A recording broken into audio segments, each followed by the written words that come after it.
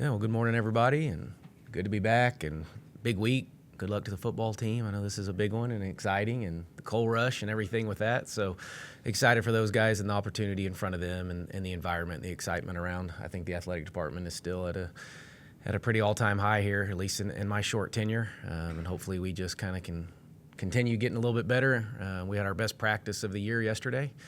Trying to figure out why. I don't know. They had a day and a half off or why their energy was so good, but our pace of play was great. And again, I wish I knew, but we'll see if we can kind of start to duplicate them or put some back to back. That would kind of be the next challenge for us, is to build off of that one.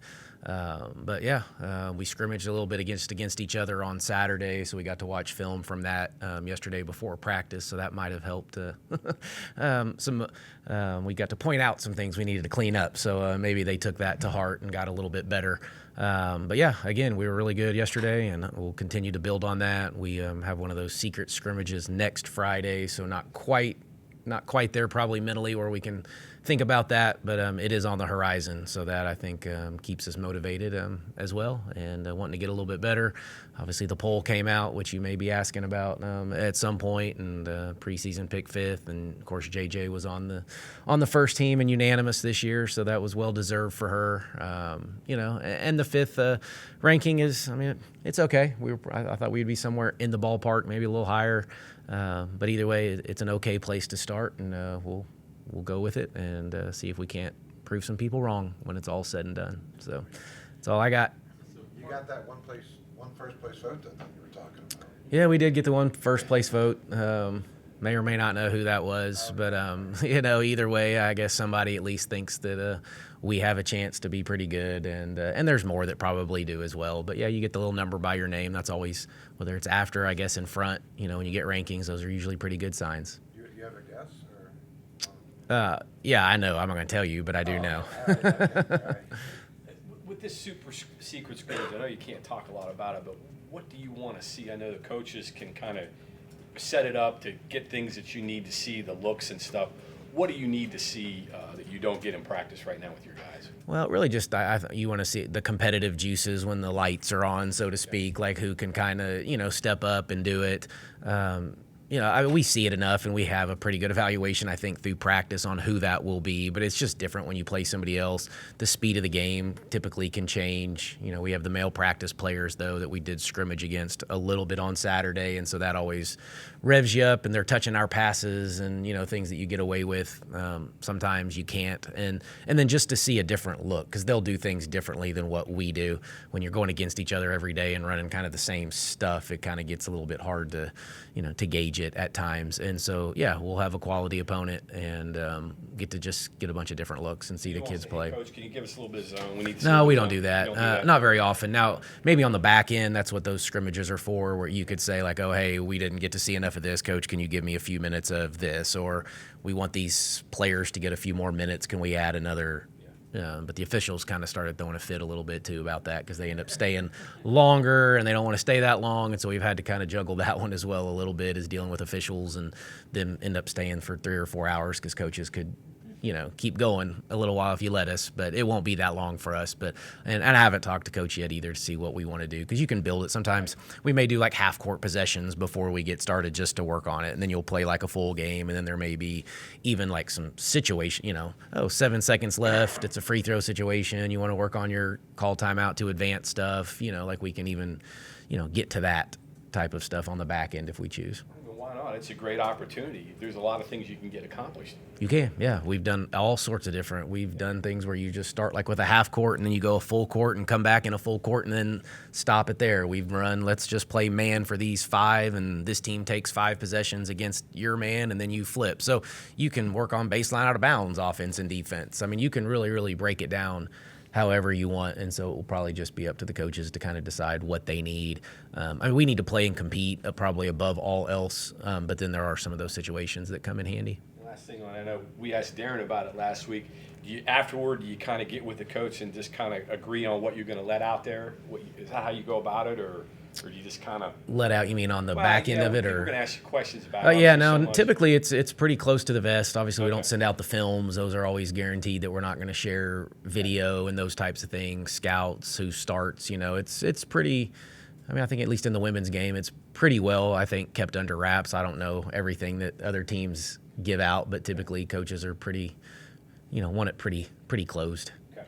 So you said best practice in the preseason the other day. So constitute in your mind, what makes it the best practice? Is it just energy? Because if the offense is good, maybe the defense is bad, or vice versa. So what do you view as making it the best practice? Yeah, well, probably a lot of things would fall into that criteria. We did play against our guys yesterday quite a bit, so it's one-sided as opposed to two-sided. When you play against each other, you're not always going to be happy because there's an issue. So we did get to play more against the guys.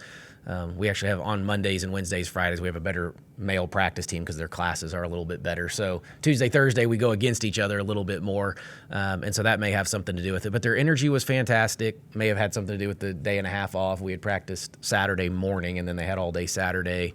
And then Sunday, and we had been pretty busy with recruiting and things like that every weekend, so it was probably nice for them to have a day and a half just to mentally recover.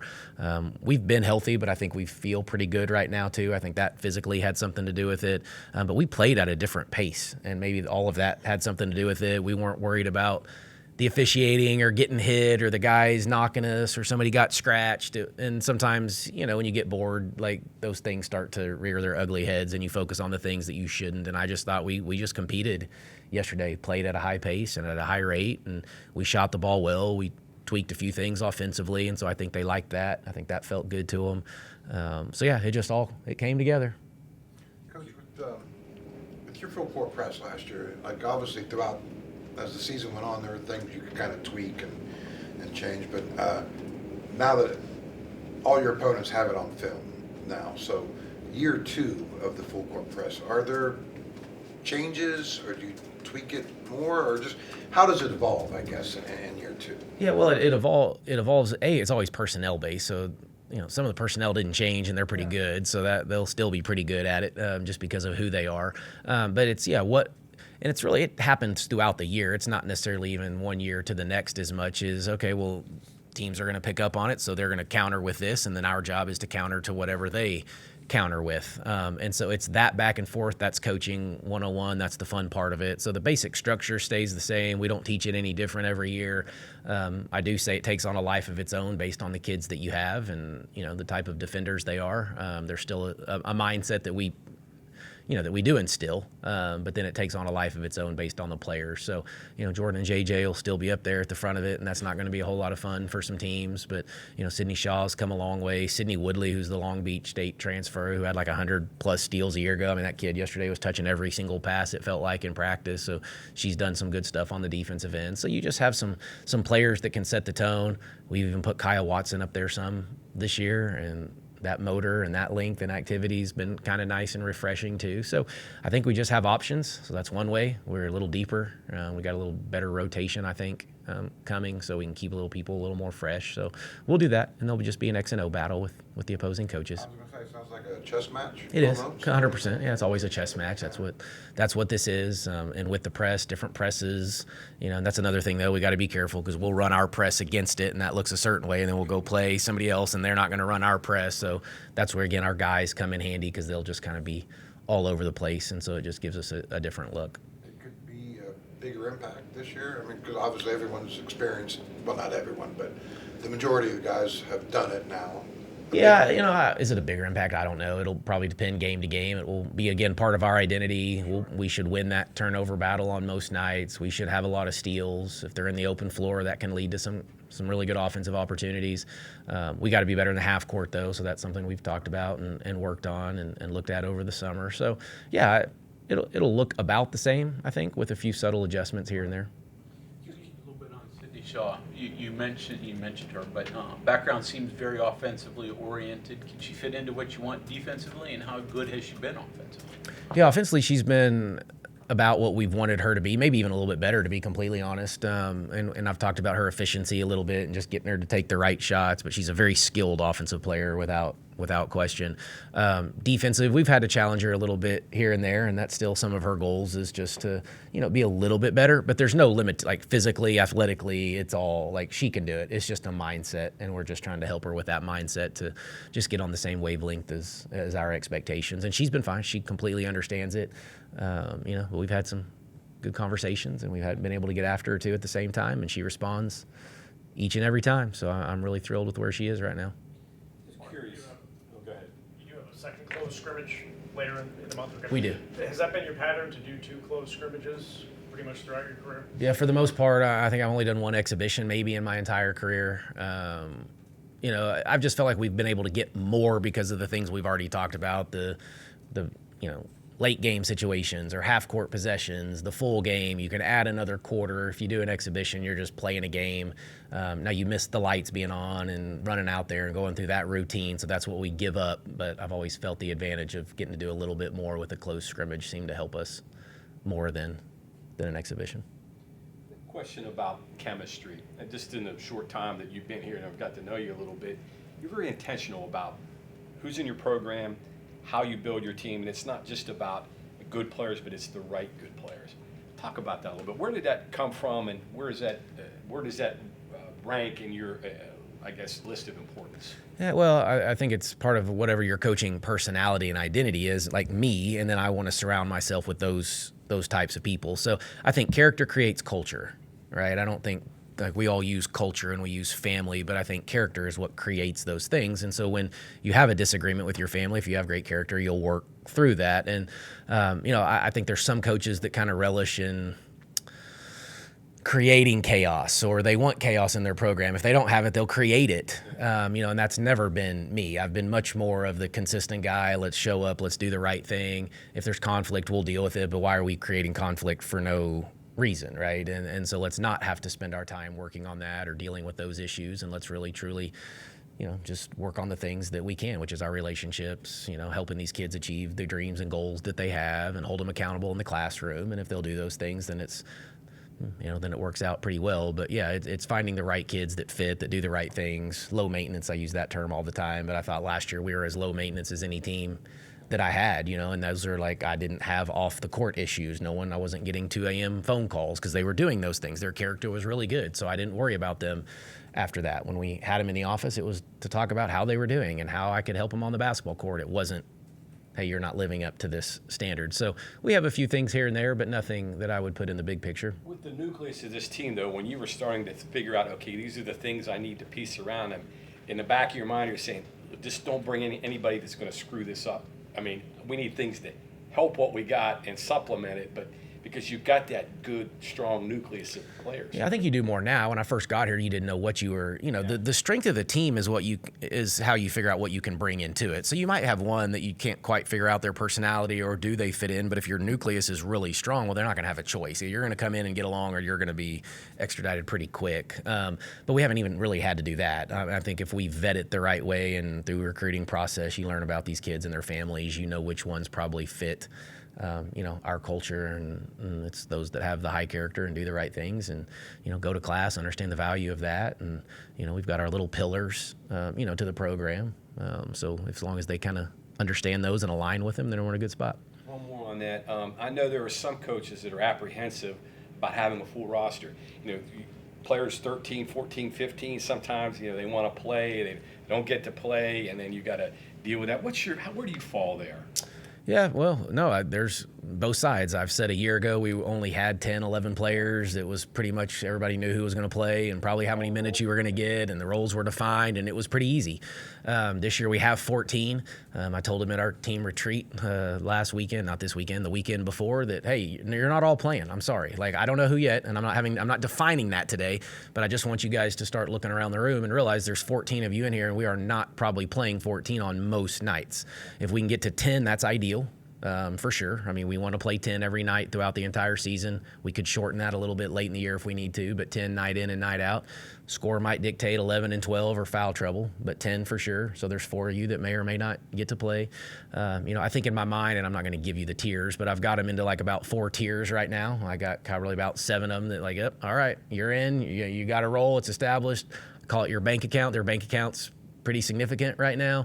There's probably 2 in the next tier that, okay, like I'm counting on you. I haven't quite figured all of this out yet. And then I think I got 3 in the next tier, and then maybe 2 that are just you're just not quite there yet. So let's keep working, and let's see if we can't keep bumping, moving the tiers, and that's all fine. And over the next month, we'll start to kind of probably figure it out a little. You've got to always be mindful of that, right? Always. Yeah. And so and then once you get that kind of figured out, now it becomes combinations. So now who plays well together? What's the rotation going to look like? Are we going to move people around?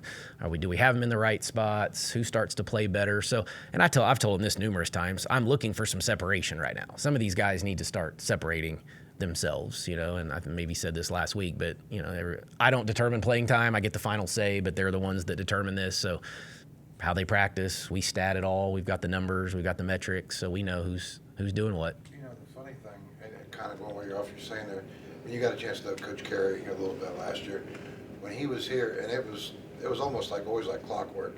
Years where he would have 14, 15, like Johnson, players would get ticked off and transfer. So he would try to cut it short, 10 or 11. Well, then he'd get 4 or 5 injuries, and it just seemed like it always worked like that for him. And so I'm kind of wondering, going to the higher number, is it 4 injuries? Well, it can be. We actually had that same number a year ago. We just had injury. We had 2 season-ending injuries early, and then it got down, and then we had one that left it, at semester. So we quickly got down to 11 just like that. So it really wasn't. We didn't really start it any different than a year ago. It just, because of injuries, worked itself out. So 13 or 14 is my number every year. We get 15 in women's basketball. That's probably honestly a little too many to keep happy. 14 can be too. Back in the day, we would redshirt kids, so we could redshirt 13 and 14, and then you were really just working with 12, and that was okay. A lot of these kids now don't really want to redshirt a whole lot, so we don't have that conversation quite as much. Doesn't mean we can't, but doesn't happen. It doesn't seem quite as much in our sport right now. But yeah, we'll manage it. It's just we got to communicate better and more often, so these kids know exactly where they are. So with that, no redshirt opportunities this year, other than maybe a medical if that would arise, but you don't think of like a true freshman redshirt like the old days? I wouldn't say it's not on the table. Everything I think is on the table. I'm not at this point. No, I'm not having any interest in having that conversation today, but we got a month plus to go, and I want every kid to get to feel like they had equal opportunity to kind of showcase their skill set before we were to make that decision. And they can play now in those scrimmage games too, and it not count. For years we couldn't even do that in basketball, so they can play in those if that helps us at all. That gives us a little extra look. So we got a little while. We got till November 5th. Coach, you're obviously JJ is well known around here. She's been Big 12 first team many times, preseason, postseason. So obviously people in the Big 12 know her. But on a national basis, do you think people are just now starting to realize, who JJ Quinterly is, or maybe they don't know yet? I don't know. Yes, I think it's a little bit of both, but I do think, her name has some recognition now. We're working on that. We need to promote her. She needs to promote herself. I've said for a long time she's an unassuming superstar, and that's fantastic at times, and then can be a detriment a little bit too, because she's not a huge social media person. That's not her personality.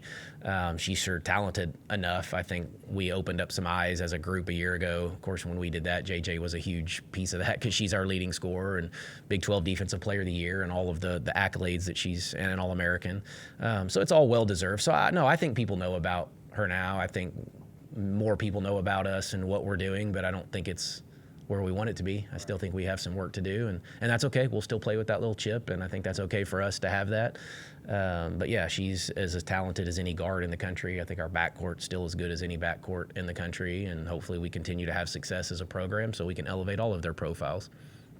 In the football program, they have something called Monday Night Football for some of the developmental people, like you're talking about, your lower tiers, to where they get a little bit more individualized attention on a more of an off day, maybe on the off weeks a little bit more. Do you have a little bit of a separate program or approach for some of the ladies that you're looking for maybe next year, year after? Yeah, I think you do. For us, once we get into the season, it probably happens a little bit more because they're not getting the same amount of reps, or we have a game night and they don't play at all. Then we need them to work out, like football, I think is what you're talking about now. So they're getting about as many reps right now. And so we'll just, I split practices, so we don't put starters versus the non-starters, that type of stuff very often. We will start that process this week a little bit more, though, where we're playing that. We did it a little bit on Saturday for the first time. So everybody's getting pretty good reps right now. Once those reps do diminish, though, then we'll get them some extra work for sure. you mentioned you wanted JJ, I think, to improve three-point shooting a little bit in this offseason. So how's she done that with that? And what was your emphasis on improvement for Jordan?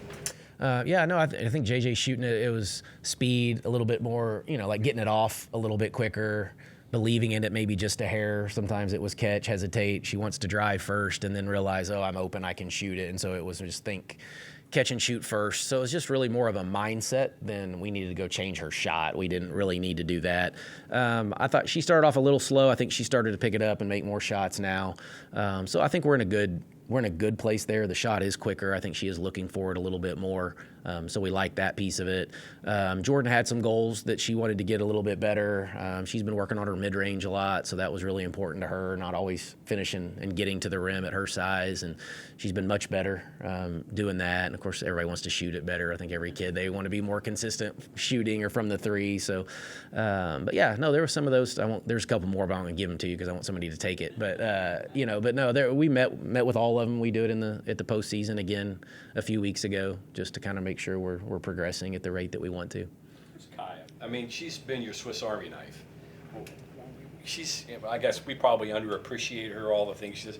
Where is she at in her career? Yeah, and I'm really proud of her right now. She's, I think, taking a step. She's much more aggressive right now. She was the glue Swiss Army knife a year ago, and that was a complete and utter compliment for sure. But I've really wanted more from her because I think she's capable of being a scorer, being more aggressive. She's shooting it, looking to shoot more often. She's attacking a little bit more off the dribble than she did a year ago. She was okay getting lost or deferring at times, and kind of the challenge has been don't allow that to happen this year. And some of that's on me too as a coach. I just can't allow her to do that. And now that I know that, I can kind of go at her a little bit too. But now we've got her playing basically like 3 different positions. A year ago we just couldn't do that. We didn't have the depth at some other positions, so she was going to play the 4 and play the majority of those minutes. And like I said, we've got her playing the 2. She plays the 3. She plays the top of the press. She guards everybody. She's that motor's fantastic. She's in great shape. So, yeah, really, really proud of where Kaya's at right now. I think you'll see a little bit of a different kid. I mean, she'll be the same glue kid, but she's added, I think, a little different mindset. Another one on JJ, like last year when you first took over, one of the things you kind of talked about was trying to get her to talk more and become a vocal kind of person. Seems like she got a little bit comfortable with that as the season went on. So a year later now, is she a leader and in that part of it? Yeah, I mean, yeah, she's always a leader because of the talent, just because everybody respects and she works. She's in the gym all the time. She works. The kid works. She's a talent, so she leads from that standpoint. She's more vocal for sure than she was. We still got a little work to do. She knows that. But like if she's got her team and they're in a huddle, like she will be the voice. Yeah. And they're going to listen to her, and the eyes are locked on her. Now, if we get a full team together, she picks and chooses when she wants to say something. It's not all the time. We try to get her to talk a little bit more. When we're all together, she may pull away in that setting just a little bit. But no, she obviously has the respect of everybody in the program. And it's just for her, and she has goals to play in the WNBA and things like that. And you're going to have to be loud, and you got to be a vocal, and you got to be able to communicate. And she can do that, but she'll hold her teammates accountable when she needs to, and she has no problem letting them know when they didn't catch her pass or they need to be ready for her pass or whatever that looks like. But she's taken a step for sure. Yeah, that wasn't always the case. No, she was quiet as a mouse when I got here, so I have no idea what she was like as a freshman. Coach, you mentioned Jordan's mid-range game. I guess I'm kind of curious, like on a more philosophical level. The game is changing so much where you see a lot of layups, a lot of threes. JJ has a great mid-range. Jordan's done it too. What's your philosophy on that? Mid-range, and how much do you want to see? How much is too much? Yeah, no, good question. It's a part of the game. The analytics would tell you to take it out of the game. But I've always said I think the greatest players the Jordans and LeBrons and Kobes, they were killers at the mid-range. Like when you think of some of Jordan's iconic shots, it was the mid-range pull-up jumper late. And so with those kids, I want them to have it, and I want it to be in their bag, as our kids like to say now, right? It's their bag. And I want it in there, but it's teaching them when to use it and when not to. There's times it's a settle for me, and now you're not putting pressure on the defense. We're not getting to the rim. We're not getting into foul trouble, getting the other team into foul trouble. And then so it's showing them the efficiency of it. And a lot of times kids, parents, whomever, trainers think that they're shooting at a high rate, and then you actually give them the numbers and they're shooting in the 30%. You know, you're like, that's not a good shot. You know, if you're shooting it at 30%, we should not be taking that. And so we're charting it, trying to make sure it is the right shot, but when is the right time? You know, late in the game, I think there's times that the mid-range may be the best shot you're going to get. They ain't going to let you get to the rim, or if you do, you're going up against our 6'5", 6'6" post kid that's going to be a difficult finish, and getting to mid-range where you can create space becomes a pretty good opportunity. So time and score dictate a lot. Personnel dictates a lot of it. We have some kids that take way too many of them, and so they get the whistle blown, and we have that conversation to make sure they know that we're not there yet. Let's keep working on it, and I think that's our job as coaches, is to develop all of the skill set. But yeah, we got to be careful how many we take. Got to be a little careful. Who's your best rebounder? That's a good question.